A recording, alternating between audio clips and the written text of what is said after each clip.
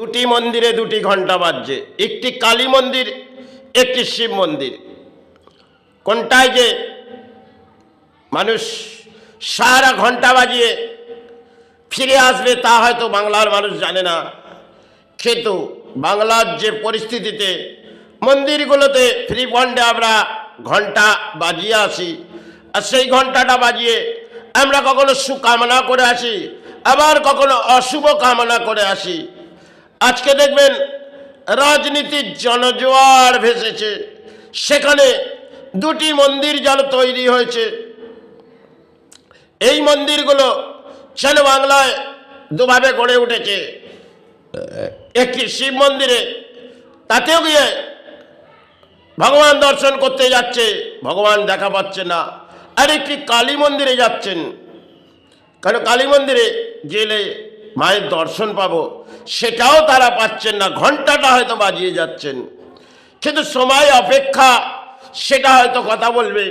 কারণ মা দর্শন দেবে না গরু দর্শন দেবে, এটা তো সময় বলবে। আজকে সেই সময় হয়তো ফুটে আসছে, কারণ রাজনীতির ম্যাচ এসছে, আর সেখানে নেতারা হাত জোড় করে প্রণাম জানিয়ে রাজ্যের জনগণকে ব্যাখ্যা দিচ্ছে যে আমার সাহারার মাঝে ফুলে ফুটে ওঠো। এরই বলছে আমার সাহারার মাঝে ফুলে ফুটো। এতে যদি আমাদের দানপত্য জীবন সাহারা হয়ে যায়, তাহলে আপনাদের দানপত্য জীবন নিশ্চয়ই সাহারা হয়ে যাবে। এই ধরনের বাংলায় যে চলছে একটা রাজনীতি, সেটি একটি ম্যাচ, যে ম্যাচের মাঝে জনগণ হয়তো ভোট ব্যাংক দেবে, তাকে সময় সাপেক্ষ কথা বলবে, আর সেখানে জনগণকে সময় দিয়েই ভোটটা দেওয়া হবে। সেখানে আজকে দেখবেন নেতারা চিৎকার করে যাচ্ছেন, আর তারা কিছু লজিক দিয়ে যাচ্ছেন, কারণ এতে তোমাদের দানপত্র দেয়া আছে। আবার উনি বলবে এতেও তোমার দানপত্র দেয়া আছে। এই দানপত্র যদি দুটি অংশের মাঝে ভাগ করা যায়, কারণ আজকে দেখবেন দানপত্র পাওয়ার আমরা পরিণাম নিই। এই সমাজের মানুষ দেখবেন দানপত্রর আশায় মনে হয় জীবন কাটায়। একটা সময় মানুষের এতটা দান ছিল না, আর এই দানের মাঝে বাংলা ছিল না।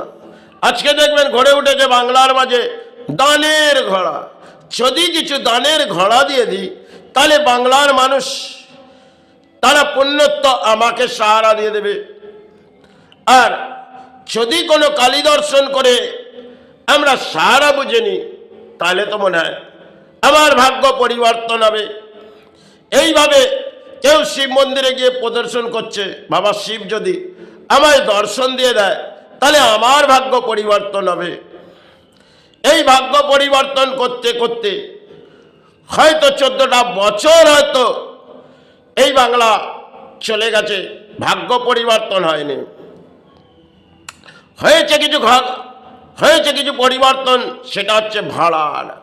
এই ভাড়ারে যদি কিছু অর্থ দেওয়া যায়, তাহলে নারীরা তারা মনে হয় আমার সাহারার মাঝে ঢল নেমে আসবে। এইভাবেই চলছে হয়তো বাংলা। আর এই বাংলায় দেখবে রাজনীতিতে চিৎকার করে যাচ্ছে কিছু নেতা, কারণ তাদের সাহারা এলে জনগণের মনে হয় কিছুই আসবে না, কারণ তারা যে দুরবস্থার মাঝে পড়ে যাচ্ছে। আর সময় একটা বিশ্বের মাঝে যুদ্ধের পরিস্থিতি, আর সেখানে একটা সময় করোনা কাল, সেখানেও বাংলায় একটি হয়তো রাজনীতির ম্যাচ হলেন, সেখানে ব্যাখ্যা হলেন খেলা হবে। বাহ, এই প্রকৃতির অদ্ভুত খেলা। তো করোনা কাল গেলেন, আর করোনা কাল সে তো জনগণকে বুঝিয়ে গেলেন যে বেশি উৎপাত হয় না।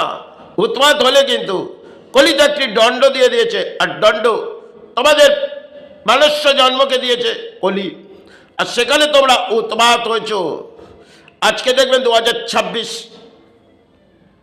এই 26-এ অঙ্কের পরিস্থিতিতে বিশ্বের একটা লড়াই চলছে, আর এখানে রাজনীতির লড়াইয়ের তরজায় বসে গেছে, তরজার লড়াই হচ্ছে।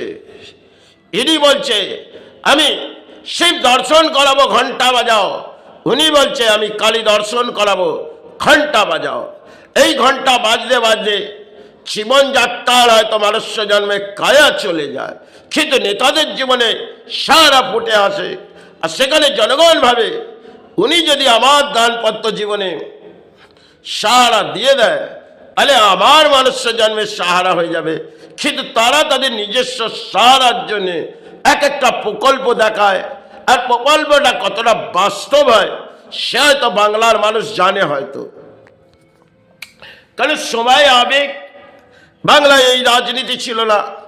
একটা সময় দেখবেন এই বাংলায় একটা গর্ব ছিল। আজকে দেখবেন বাংলার মেরুদণ্ড ভেঙে গেছে। আর বাংলা তো জাগবে না, বাংলা ধর্ম করে জাগবে না, বাংলায় কর্ম সেটাও তো মনে হয় পেছিয়ে গেছে। এসেছে কিছু শিল্প, পথে যাও, তা থেকেই সঞ্চয় হবে। এই চলছে বাংলার রাজনীতিতে একটা ম্যাচ, আর নেতারা খেলে যাচ্ছে। আর খেলার পেছনে একটি ব্যাখ্যা তারা করে যাচ্ছে, ঘন্টা বাজাও। আরে এক একটা স্থানে ঘন্টা বাজিয়ে ধর্মের দেবদেবী দর্শন হয়নি, আজকে এদের ঘন্টা বাজিয়ে কোথায় সারা বাংলার মানুষ ভগবান দর্শন করবে? এই দর্শন করে বহু সাধক হয়তো একটা সময় চিৎকার করেছিল, কারণ তার দেহের মধ্যে মাতৃ, আর তিনি কিন্তু দর্শন করেছিল। সেটা সময়ের আবেগ ছিল। আজ আবেগটা আমাদের অসৎ কর্মের আছে, আর সেখানে গিয়ে মন্দিরে আমরা ঘন্টা বাজিয়ে দিলাম, মানে ভগবান দর্শন করে ফেললাম, তিনি আমাদের সাহারা দিল। মা কালীর মন্দিরে গেলাম, মাকে দর্শন করে ঘন্টা বাজিয়ে দিলাম। আবার শিবের মন্দিরে চলে যাব, শিবের মন্দিরে গিয়ে ঘন্টা বাজিয়ে দেব, বাবা ভোলেনাথ আমাকে দর্শন দিয়ে দেবে, তিনি তো শঙ্কর ভগবান। কিন্তু মায়ের পায়ের তলায় কে আছে? মহাকাল।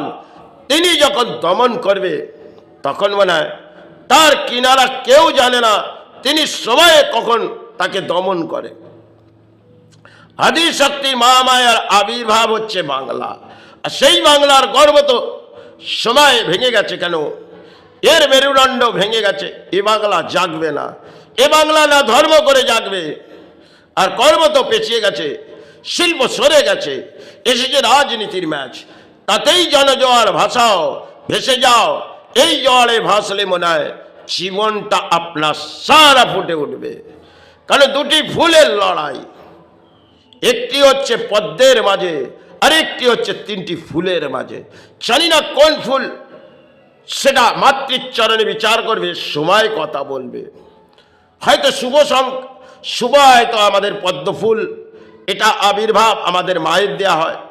আর যে ফুলটি নিয়ে এই পথে দেখছেন সেটা তো কোনো গাছের ফুল নয়, হয়তো এই ধরনের ফুল তো ওঠে নেই। আর 14টা বছর উঠে সমাজকে যা উৎপাত করে দিয়েছে, সে সমাজের মানুষ হয়তো কিছু বুঝে উঠবে। সে এই ফুল কখনোই তো আমরা দেখিনি আবির্ভাবে, আর এই ফুল যত সময় ফুটে উঠেছে সেই ফুলের আবির্ভাব ভেঙে উঠেছে। একটা সময় সুভাষচন্দ্র বোস তিনি বাংলাকে জয়ী করেছিলেন, আর ভারতকে জয়ী করে তিনি দেখিয়ে দিয়ে গেলেন। সেটা সময়ের সময়ের তার করণীয় জীবনে ছিলেন। তিনি বাংলাকে গর্ব করে, বাংলার গর্ব ছিলেন, কোনো মাতৃর গর্ভে থেকে এসেছিলেন, আর বাংলাকে জাগিয়ে গেলেন। একটা সময় স্বামী বিবেকানন্দ বিশ্ব দরবার জাগিয়েছিলেন। এগুলো একটা অদ্ভুত ইতিহাস ছিল, ধর্ম থেকে জাগিয়েছিলেন। এটা সেই সময় নয়। আজকে নেতারা ধর্ম জাগাবে, আর নেতারাই মনে হয় একটি গায়ত্রী মন্ত্র পুজো পাঠ করে আবির্ভাব করে আসবে দেবী দুর্গা।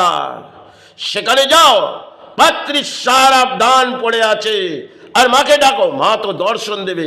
সেই দর্শনে আপনার জীবন দর্শন, জীবন সারা উঠে আসবে। আর ওখানে বলছে একটি শিব মন্দিরে যাও, সেখানে ভগবান শিবকে ডেকে যাও, আর ঘন্টাটা বাজিয়ে যাও, দেখবে ভগবান শিব আপনাকে দর্শন দেবে। এইভাবেই আমাদের রাজ্যের রাজনীতি চলছে, সেটা একটা ম্যাচ। এই ম্যাচের মাঝেই জনগণ উৎপাত হয়ে হয়তো খেলা হবে। এতটা সময় হয়তো গড়িয়ে গেছে, আর বহু খেলা হয়তো বাংলায় সময় আবেগ খেলতেন, ফুটবলের ম্যাচ আর কিছু ক্রিকেটের ম্যাচ, সেটা ভারত আর বিশ্বের মাঝে হতেন। আজকে রাজনীতির ম্যাচ, সেখানে খেলা হবে। এই বাংলার আবির্ভাব হয়তো সময় হয়তো সাপেক্ষ কথা বলবে, কেন রাজনীতিতে এটাও খেলা। এরা গেম খেলবে জনগণকে নিয়ে, আর জনগণকে একটা গাধা বানিয়ে এরা এরা চড়ে বসবে। কারণ জনগণ এদের কাছে একটা গাধা, জনগণ হচ্ছে গাধা, তার পিঠে বোঝা চাপিয়ে দেবো আর আমরা সাহারা থাকবো। এই তো বাংলা। সবাই বাংলা ভেঙে পড়েছে, কারণ এই বাংলা জাগবে না, বাংলার দুরবস্থা সে তো জনগণ জানে। আজকে হয়তো একে অপরের বিপক্ষে বলছি, কিন্তু রাজনীতির ম্যাচটা বড় অংশের খেলা।